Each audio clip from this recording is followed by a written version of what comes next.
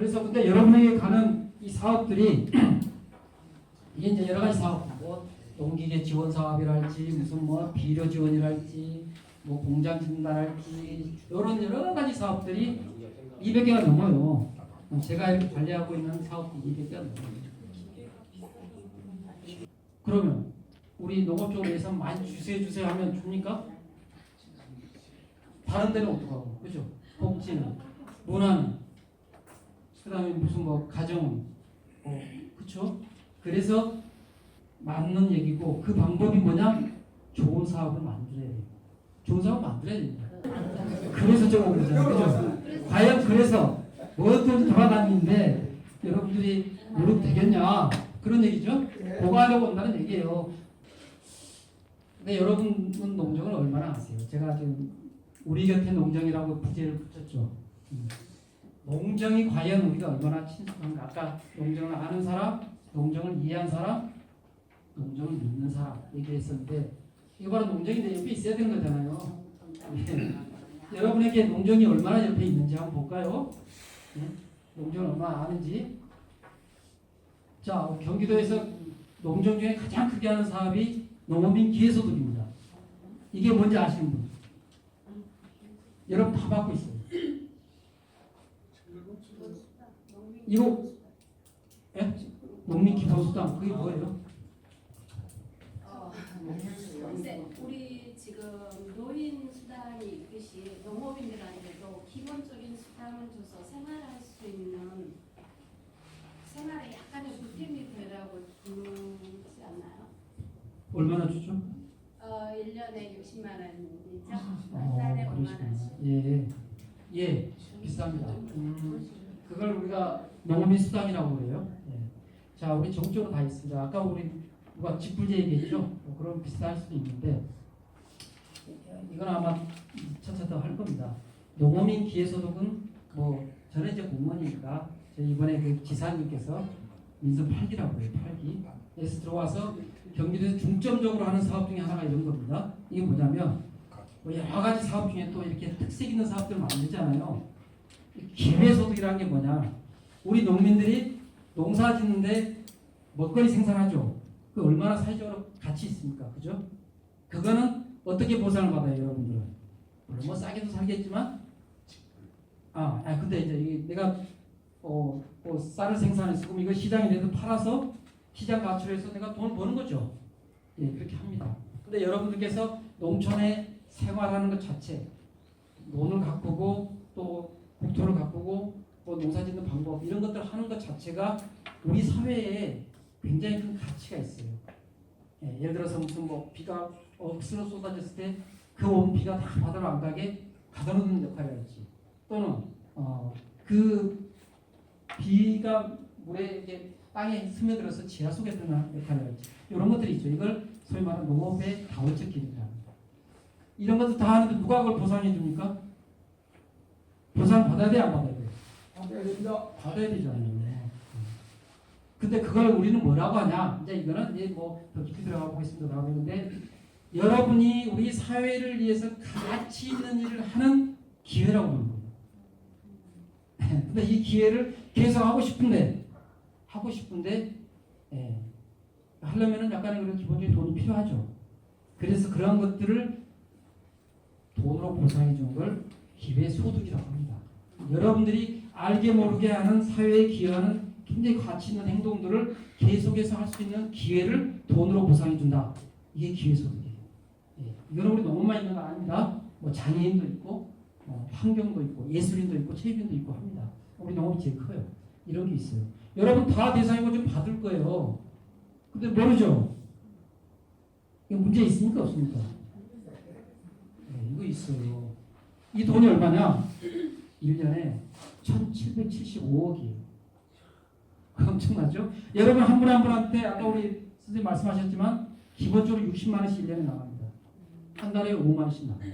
나이 제한 없나요? 나이 제한 없죠. 물론 이제 제한 있는 부분이 있어요. 그런데 여러분 중에 다행히 농업 외에 다른 소득이 3,700만 원이 넘는다. 네, 그런 분들만 들어요. 그런 분들은 안 봐도 섭섭해하지 마시고 내가 그만큼 돈을 많이 버는구나 이렇게 생각하시면 됩니다. 근데 농업소득을 10억 버는 사람 줘요. 네, 뭐 그래서 이런 부분이고 다만 우리 경기도의 기회소득도 좀 달라요. 이 중에서 어떤 분들은 한 달에 15만 원씩, 1년에 180만 원 드립니다. 이번에 청년 기회소득 이런 게 또 발생. 아 그래요, 바로 예, 굉장히 많이 아시네요. 이렇게 알아야지 이게 농정이 내 곁에 있는 거예요. 그럼 그게 뭐가 문제일까? 더 발전하면 뭘까? 이런 걸 얘기해 보자는 겁니다. 제가 농업소득 334 이것도 굉장히 대대적으로 하고 있습니다. 이 얘기 들어보신 분 이런 게 보세요. 이걸 알면은 여러분이 하고자 하는 일들의 상당히 많은 부분들이 할 수 있어요. 모르시잖아요. 그죠? 여기서 쌀 농사 지으신 분 손 한 번만 들어봐 주십시오. 뭐 조금이라도 지으신 분. 그렇게 많지 않네요. 사실은 뭐 통계에 의하면은 우리 경기도 농민의 60%는 쌀을 농사를 지입니다. 복합도 하지만은 올해 가장 쌀 부분의 이슈는 쌀 재배 면적을 줄이자는 거였어요. 방송 같은 거 들어보셨죠? 그래서 많이 하는 게 이게 줄이자는 거에 대한 반대하는 분들이 우리 농민이 내 땅 가지고 농사를 할 수 있는 농사를 질 수 있는 권리, 이 영농권이죠. 이게 있는데 왜 못하게 하느냐 이런 얘기를 합니다. 그러면 여기에 대해서도 우리는 내 생각이 있어야 된다는 그죠? 그래서 이런 것들을 좀 논의를 해봐야 되는데 이러한 정책들을 모르면 우리가 할 얘기가 없다. 그런데 굉장히 이것은 60%에 해당하는 사람이 쌀농사를 짓는데 이 정책을 정말 우리 농민들한테 필요한 정책으로 활용할 수 있을 것이냐 안 되면 안 된다는 얘기예요. 그래서 이것은 이렇게 모르면은 우리 곁에 있지 않다 이런 얘기입니다. 과연 그러면 우리가 농정을 어떻게 평가할 것이냐? 사람을 평가할 때도 기준이 있잖아요. 농정을 평가할 때도 기준이 있어요. 아까 200개에 해당하는 농정이 있습니다. 아마 여러분들께서 이제 쭉 리스트를 보실 거예요. 이걸 보고 과연 이게 좋은 정책이냐? 라고 판단해야 됩니다. 그때는 어떻게 해야 될 것이냐? 또는 이제 아마 여러분이 저하고 할 거는 이제 새로 정책을 만들 거예요. 그런 여러 가지 생각들을 어떻게 정책으로 가야 되는데 이게 정책으로 갈 수 있느냐 없느냐, 정책으로 만들 수 있느냐 없느냐를 어떻게 평가할 것이냐, 그걸 알아야 됩니다.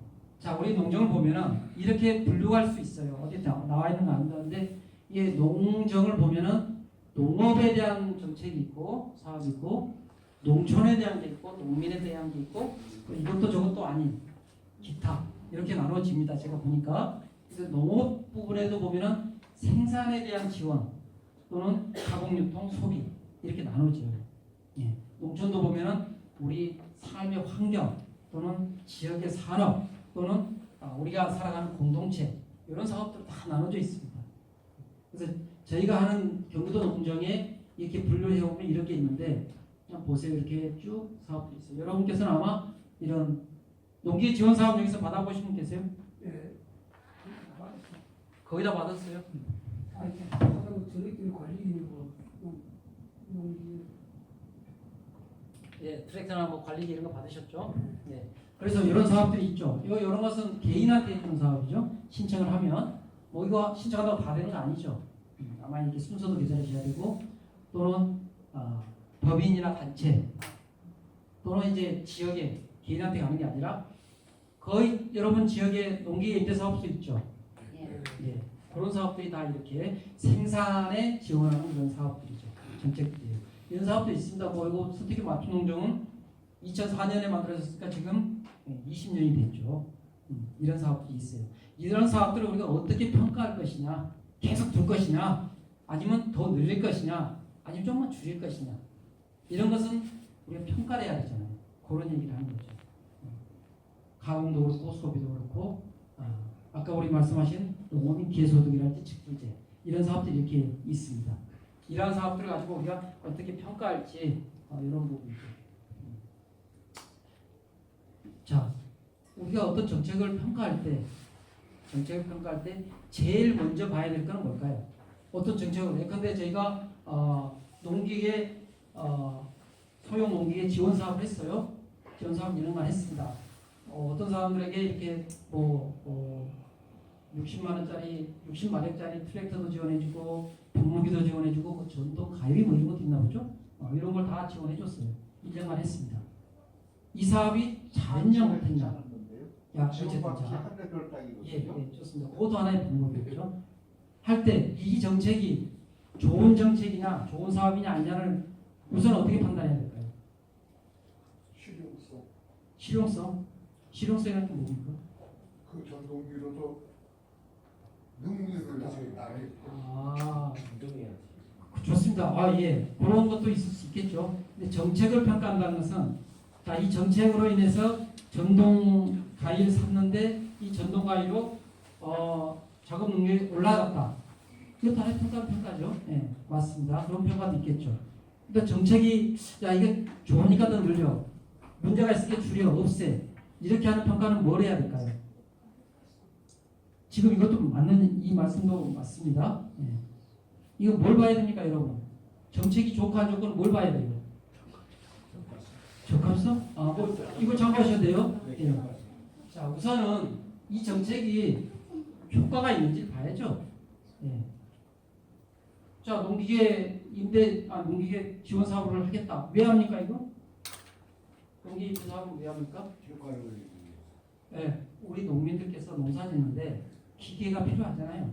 그래서 그런 기계를 지원해줘서 아까 말씀하신 그런 효과를 내는 거죠. 이런 게 효과잖아요. 자, 그럼 1년에 뭐 우리가 예산을 한번 세워가지고 3,000대를 했어요. 이런 게 효과잖아요. 야, 우리 경기도에서 농기계 보조 사업을 3,000대를 했어. 이런 게 효과죠. 그 효과가 충분한지 어떤지 이런 것을 다시 따져봐야겠죠. 이런 효과를 따져봅니다. 아까 농민 기회소득 이렇게 한다면은 기회소득을 가지고 농민들에게 금지를 줬어? 이런 거죠. 몇 명에게 줬어 이런 거. 이런 게 효과성이에요. 뭔 사업을 했는데 그게 효과가 없어. 특별히 뭐 나온 결과랄지 성과가 없어. 그럼 어떻게 해야 됩니까? 취소해야겠죠. 없애거나 줄여야겠죠. 예, 이렇게 봅니다.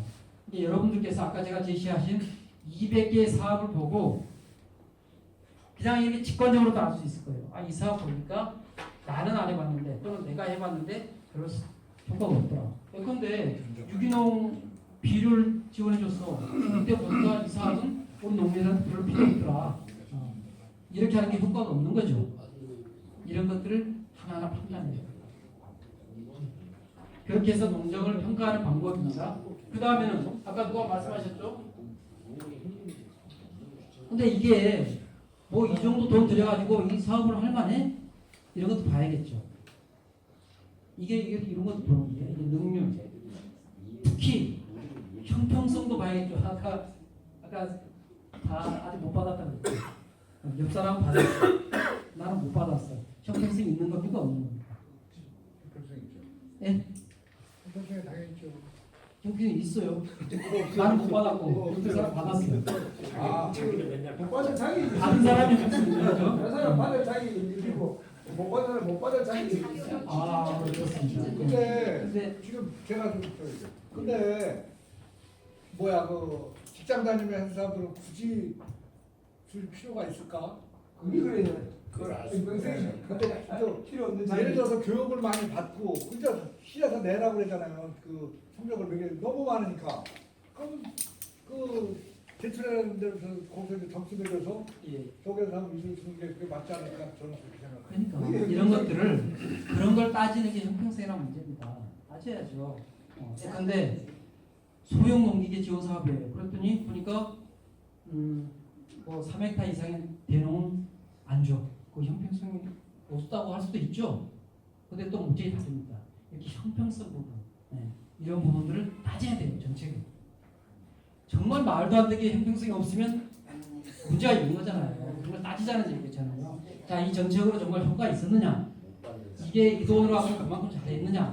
그 다음에 특히 형평성이 있느냐 없느냐? 이런 걸 여러분 따지자는 얘기예요. 아마 이제 정책 볼 때 하나하나 깊이 보면 이런 걸 따질 수 있어요. 지금은 정책들 깊이 모르니까 이걸 따지지 못하잖아요.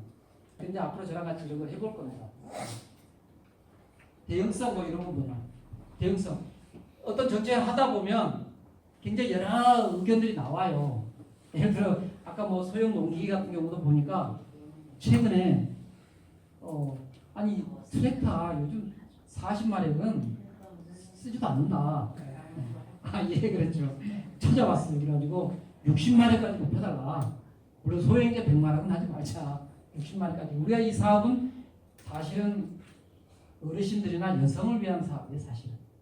그런데도 불구하고 어르신이나 여성들한테도 40마력은 필요 없다. 60마력은 돼야 된다. 이렇게 현장에서 얘기가 옵니다. 그럼 그걸 어떻게 받아들여서 맞구나. 왜 그래야죠? 그러니까 제가 보니까 보고받은 거 보니까 하나는 안전성의 문제가 있더라고요. 우리 트랙터 보셨죠? 60마력짜리는 뭐 이렇게 사방에 이렇게 세워서 이렇게 지붕을 하는 이 안전 덮개를 못 한답니다. 힘이 없어서. 예, 그런 얘기. 그다음에 하나는 밭을 가려고 하는데 40마력은 제대로 깊이가 안 갈아진다는 거예요. 자, 이런 의견들이 있고 현장에 보니까 그런 의견들이 있으면 어떻게 해야 돼요? 그럼 대상을 좀 그러면 60마력까지 올려야겠구나. 이렇게 하자는 거죠. 이 정책의 대응성. 이렇게 잘했냐 못했냐 따지는 거죠. 네, 그런 겁니다. 적합성과 적정성 아까 말한 대로 여기 하는데 꼭 이게 맞는 사업이야? 이런 것들 따져봐야 되는 거죠. 이렇게 평가를 합니다. 그러니까 아까 제가 말씀드린 200개가 넘는 사업들을 사실은 여러분이 하든 여러분의 대표가 하든 또는 전문가가 하든 하나하나 따져가야 됩니다. 왜? 210개 정책이라는 게 한 번에 만들어진 거 아니에요. 수십 년, 30년 계속 만들어가고 그 중에는 사라지기도 하고 새로 생기기도 했습니다만 사라진 것보다 생기기에 더 적어요. 그러니까 계속 유지된 정책들이 많은데 그런 정책들은 이런 것을 가지고 좀 따져보면 없어져야 되거나 줄여야 될 정책들이 꽤 많은데 이렇게 평가를 한다는 얘기죠.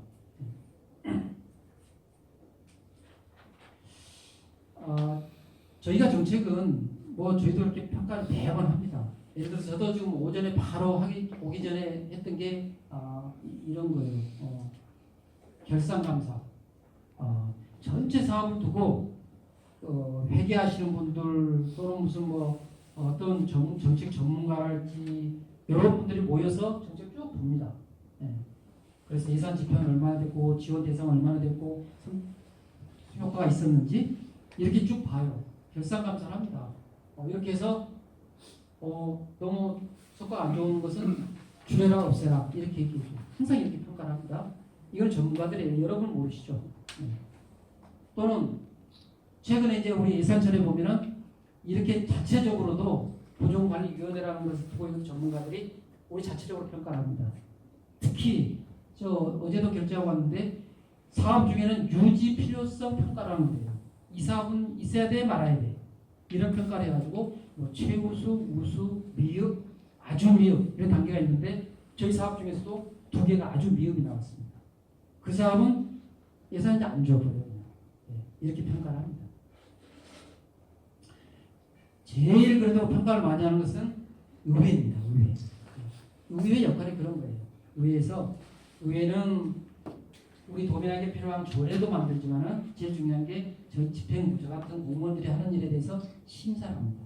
해야 될지 말아야 될지 고칠 건 뭔지 또 필요한 것은 건의도 하고 이런 걸 하는데 예산도 심사하고 또 우리 하는 행정에도 심사하고 업무 보고도 받으면서 평가를 해서 이런 사업은 보니까 이런 현장에 문제가 있던데 줄이시오, 없애시오. 왜 그러냐? 아마 이런 건 좀 필요하다. 이렇게 해서 정책을 계속해서 평가를 한다. 이렇게 알아주시면 되겠습니다.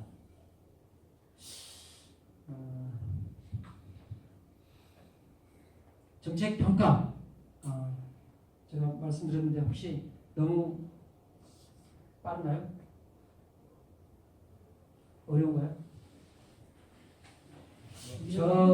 솔직히 저는 사실 우리 직원들한테 이거 좀 가르쳐 보고 싶었는데 직원들도 이거 못 따라올 것 같아요.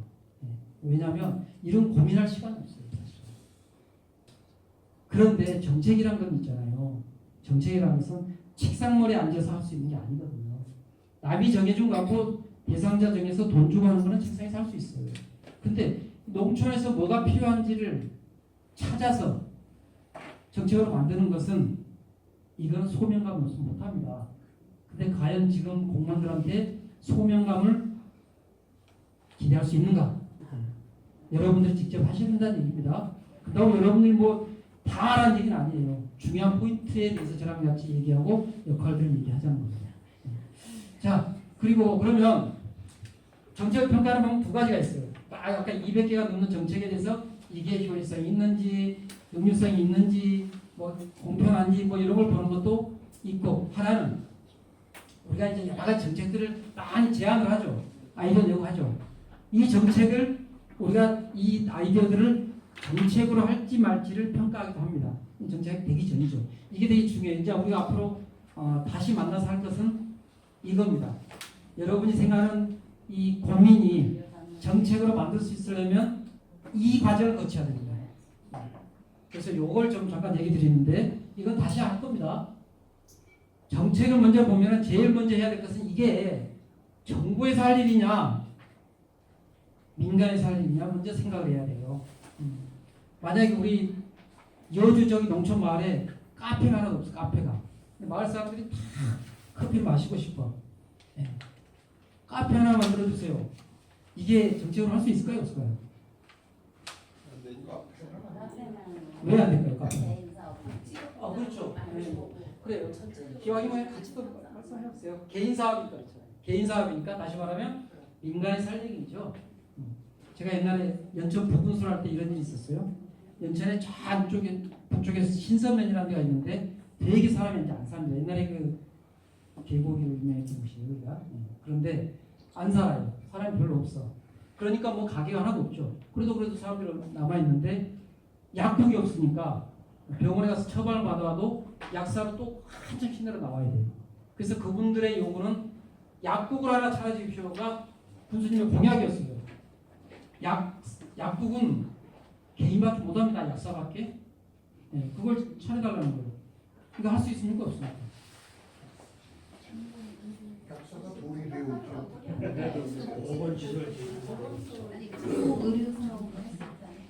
근데 약국은 개인밖에 못해요. 정부는 못해요. 사실은 그 다음 제가 좀 듣고 싶어서 말씀드렸는데 국가의 일이냐 개인의 일이냐는 사실 딱 그게 정해진 게 아닙니다. 지금 말씀하신 자 신서면에 약국이 하나 꼭 필요해요. 누가 봐도 필요해요. 그런데 개인이 누가 할 사람이 없어요. 그가 하면 도움이 안 되잖아요. 할 사람이 없어요. 근데 약국은 필요한 사람, 말 사람 다 필요하죠. 공공의 이익이 필요한 거잖아요. 근데 사실은 이것은 시장에서 해결해 왔죠. 시장에서 지금까지. 그런데 이건 시장에서 해결이 안 되잖아요. 시장은 어떻게 해결해야 됩니까? 돈이 돼야 되는 거잖아요. 그렇잖아요. 돈이 안 돼요. 자, 그런 거는 공공의 이익을 위해서 시장에 못 맡겨놓으니까 정부가 해야 돼요. 그러면 개인이 한다 하더라도 약국이 한다 하더라도 정부의 돈을 투자해서 한다고 해서 정부가 지원하는 게 아니라 이거 보세요. 내가 어떤 개인이 여기 와서 약국을 차려서 한 달에 500만 원 벌어야 되는데 200만 원까지밖에 못 벌어. 근데 약국은 필요해. 그러면 어떡합니까? 300만 원을 보조해 주든지 다른 데서 해주든지 그죠? 집을 지어주든지 이런 것도 하나의 정책이라는 얘기예요. 근데 이런 게 판단을 하는 거죠. 공적인지 사적인지 이게 제일 중요합니다. 그죠? 이걸 만약 통과하면 그 다음에 통과하면 이제 여러분께서 내 정책을 생각할 때 이거 그냥 우리가 알아서 할 수 있는 거 아니야? 또는 야 이건 절대 안 돼. 정부가 해야 돼. 이렇게 판단해 보는 거예요. 두 번째는 자 이제 이런 겁니다. 이게 이제 제가 만든 5 깔때기. 이걸 다 통과해야 돼요. 이렇게 순서가 중요합니다. 이거. 공적 영역이나 정부에서 할 일인데 제일 먼저 봐야 될 거 뭐냐면 내가 아이디어 내는 거예요. 제일 먼저 독창성이 뭘까요? 이미 있는 사례가 있는가? 그렇죠. 아 예. 혹시 무슨 농사 지었어요? 그래서 아버지 듣고 있는데 시설 노업이랄까 그걸 같이 오셨어요? 그러시구나. 맞습니다. 제일 중요한 거래. 기껏해서 고민해서 만들어놨는데 아이디어 내놨는데 이거 뭐야? 아까 210개 중에 들어있어. 안 되잖아요. 그죠? 그걸 먼저 체크해야 돼. 기왕 있으면 안 돼. 그런데 또 이럴 수도 있습니다. 딱 아이디어는 있는데 경기도에는 없어. 다른 지역은 있어. 그 독창성이 있는 거죠. 예, 그렇습니다. 그런 걸 판단해야 제일 먼저 중요한 것은 지금 정책이 있냐 없냐 독창성. 예. 자, 그다음 두 번째는 그래야겠죠. 예. 이게 굉장히 독창적이야 이게 아이디어도 있고 독창적인데 이게 과연 정책으로 실현 가능하겠냐가 문제겠죠. 예를 들어서 돈을 막 한 1,000억을 보관한다 이렇게 뭐 사고하는데 또는 법적으로 안 돼. 법적으로 안 돼. 또는 조직이 없어. 이런 행정적, 재정적, 또는 뭐 도덕적 이런 쪽으로 아예 안 되는 실현 가능하지 않은 게 있으면 안 됩니다. 예, 이런 것도 같이 생각해 보기로 하고요. 그다음 세 번째는 아까도 같은 얘기했는데 능률적이냐. 뭐 아주 좋은데 너무 큰 조직이 필요하거나 너무 많은 돈이 필요하거나 이런 능률이 너무 없잖아요. 그런 거는 생각은 좋으나 능률이 없으니까 어때요? 우리 행정에서는 뭐라면 적극 검토해보겠습니다. 여러분에게 적극 검토하겠습니다라면 뭐를 들립니까? 안 하겠어요. 이런 얘기죠. 네, 그렇게 하시면 됩니다. 네. 그 다음에는 이제 우리가 해야 될 게, 자, 이 정책 한번 1년에 하고 말까? 또는 계속 할 수 있을까? 이런 것도 판단해야겠죠. 1년 딱 하고 말면 뭐 정책이라는 게 가치가 없죠. 또 확장성. 우리 뭐 한 시군, 도 전체 확장할 수 있는지 이런 것들 봐야 되죠. 여기까지는 아주 통과를 해야 되고 여기서부터는 통과하면 통과할수록 좋고 이런 겁니다. 이것이 이제 아주 우리 정책을 제안했을 때 정책으로 받아들일지 말지를 결정하는 그런 깔때기 이런 생각을 해보시고 이건 앞으로 다시 또 합니다. 그 다음에 이게 다 됐어. 여기서 안 된다고 했으면 정책이 있어. 또 뭐 도장 없어. 뭐 실현 가능성도 없어. 그런 정책이 있거나 또는 이거 다 통과했어. 그런데 여기 와서 할 수도 있고 안 할 수도 있어. 앞에 깔때기로 다 통과했는데 안 할 수도 있고 통과를 못했는데 할 수도 있어요. 그게 뭘까요? 예, 예, 그렇습니다. 예. 별것도 아닌 것 같은데 우리 지사님이 우리 어머니 고향이 아까 안성이죠. 안성 어디죠? 무슨 서움. 서움 거기 갔다가 오셨더니 지사님 갔다 오더니 우리 어머님 선생님 말씀 딱 듣고 우리가 보기엔 진짜 택도 없는데 해. 괜찮아 해. 예. 그럼 어떻게 해야 돼요? 여기다 이렇게 넣어봐요. 이렇게 넣어봐요. 이렇게 다 넣어봐. 절대 안 통과해. 그런데 해. 그럼 어떻게 해야 돼요? 해야죠. 신동현 위원장님 안 계시는데 저분들이 제일 잘하는 게 이런 거예요. 우리가 보기에는 진짜 안 됐어. 택도 없는데 해. 자, 여러분에게 이게 뭘 의미합니까? 여러분에게 뭘 의미합니까? 택도 없는 걸 해 하고 웃지 말고 저한테 얘기해 보세요. 우리 저기 선생님 저한테 얘기해 보세요. 신동현이가 누구냐고 물어가지고요. 누가 볼 일이 없다고 그랬어요. 자, 그래서 자 이렇게 이게 이 어렵게 이게 통과 또 안 되는 걸 이게 참석하는 부분이 좋은 것도 있고 안 좋은 것도 있고. 아니 괜찮아요. 뭐 제가 잘 아니까. 그래 괜찮아요. 잘하건 많이 해. 그렇죠. 제가 많이 혼났는데. 그래서 이 정치성이 되게 중요합니다, 여러분.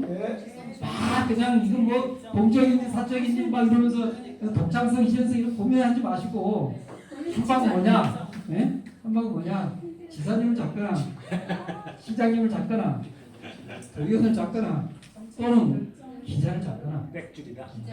땡줄이다. 있어요. 이거는 수학의 정석이 아니라 비법이죠. 비법입니다. 되게 중요합니다. 그래서 이런 것들을 보시고 앞으로 여러분 이거 하셔야 돼요. 이거 숙제 내줄 겁니다. 하셔야 돼요.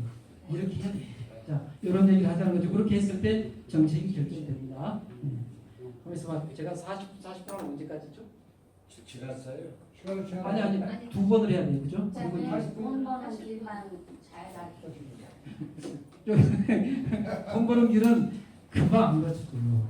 저기 5차씩 마지막 시간에 가만히 있어봐. 몇 분에 끝나죠? 10분까지 하시는 제가 10분까지 그렇게 하고 이렇게 할 거 아까 말씀드렸듯이 10분까지 하고 쉬었다가 아까 여러분이 바라는 그 농지 부분 오늘 여러분 120분 동안 저랑 같이 있어야 돼요.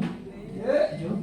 기대 됩니다. 그래요. 자, 그러면 빨리 이제 좀 합시다. 숙제까지 내드려야 되니까.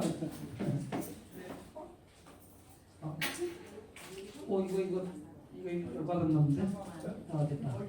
자, 그러면 아까는 오늘은 여러 가지 농업 정책 중에서 농업 정책을 과연 우리가 어떻게 평가할 것이냐 그겁니다. 어떤 정책이 좋고 안 좋고 이거 평가할 줄 알아야지 여러분이 농정을 아는 것을 지나서 보다 이해하고 그 다음에 믿게 되는 거예요. 예, 거기에서 농정을 알아야 됩니다. 그러면 어떤 농정이 좋고 안 좋고를 아는 방법을 제가 두 가지를 얘기했어요. 예, 다시 계속 반복됩니다. 그러면 그럼 과연 농정은 어떻게 만들어지는가? 우리 사람도 태어나서 자라서 크고 그 다음에 병들어서 죽잖아요. 이게 우리 생애 주기라고 그러죠.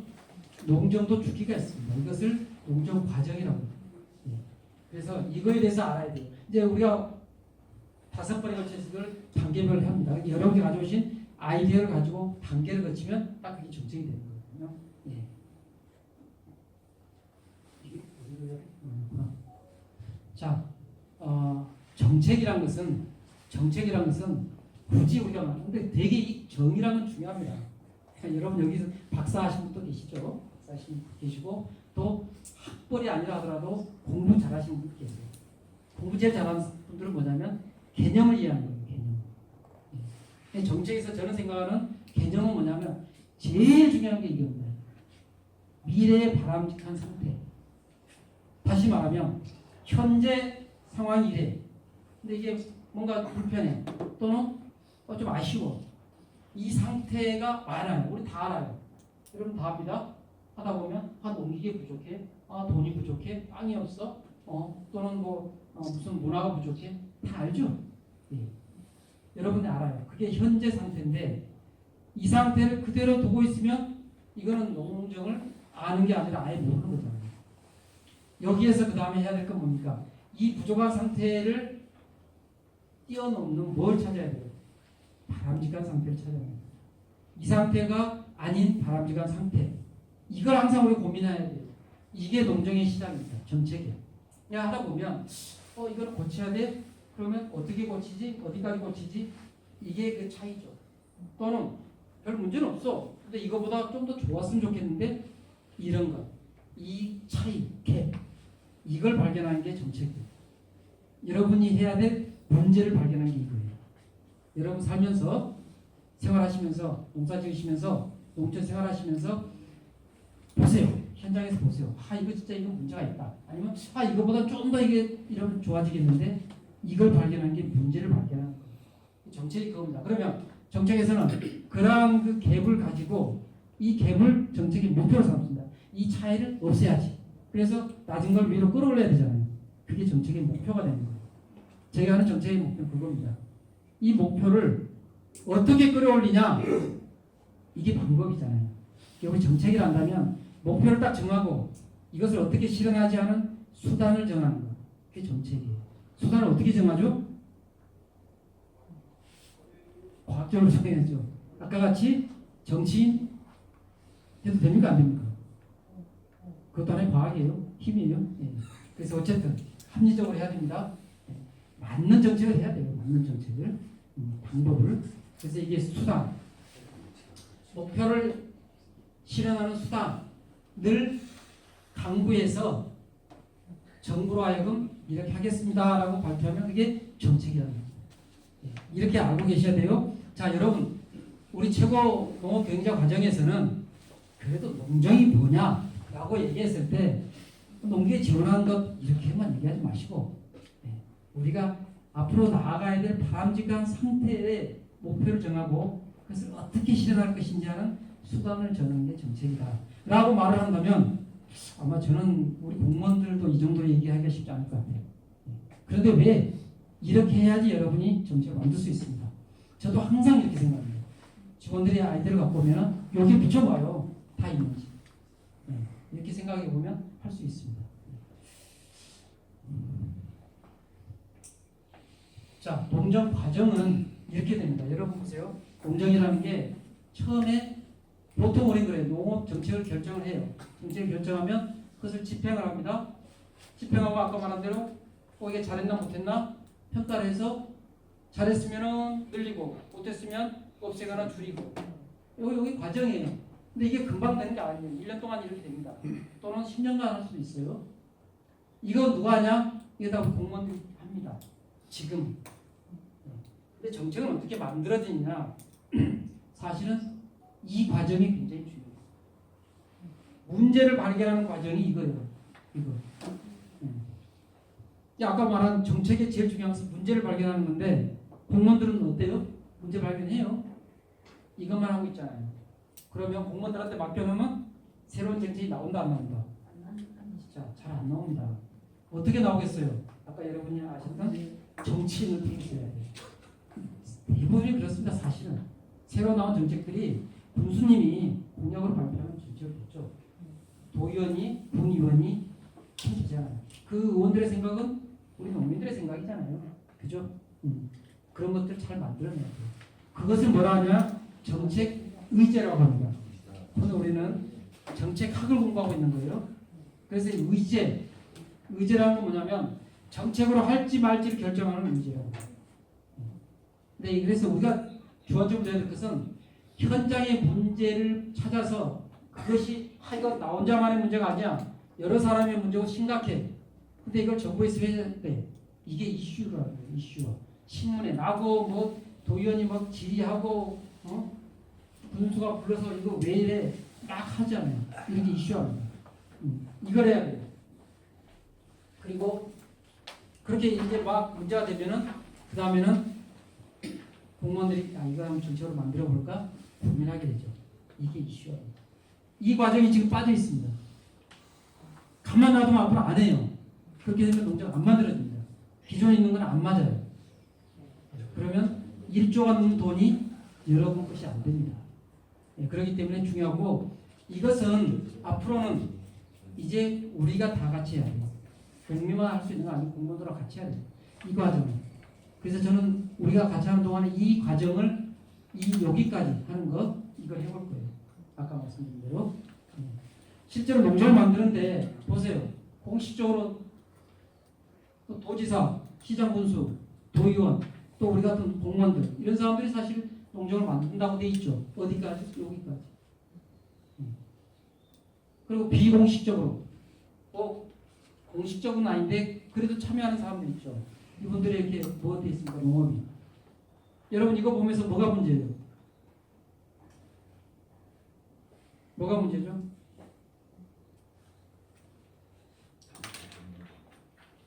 이게 어디로 가야 됩니까? 위로 가요. 이게 위로 가야 되죠. 그죠? 믿습니까? 맞죠? 위로 가야 돼요. 그게 문제. 그게 제일 큰 문제. 그죠? 왜? 현장의 문제는 누가 알아요? 그들이 전문가. 현장에 계신 분들입니다. 현장이 누굽니까? 우리가 현장이잖아요. 근데 왜 우리가 공식적인 참여를 못합니까? 안 껴주니까. 관심이 없어요. 그래요. 관심도 없고 또 모르고 확실히 모르고 그렇죠? 그렇습니다. 그래서 자 우리는 우리의 목표는 이게 요리 가는 거 이게 우리의 목표입니다. 우리부터 시작해 보자고요.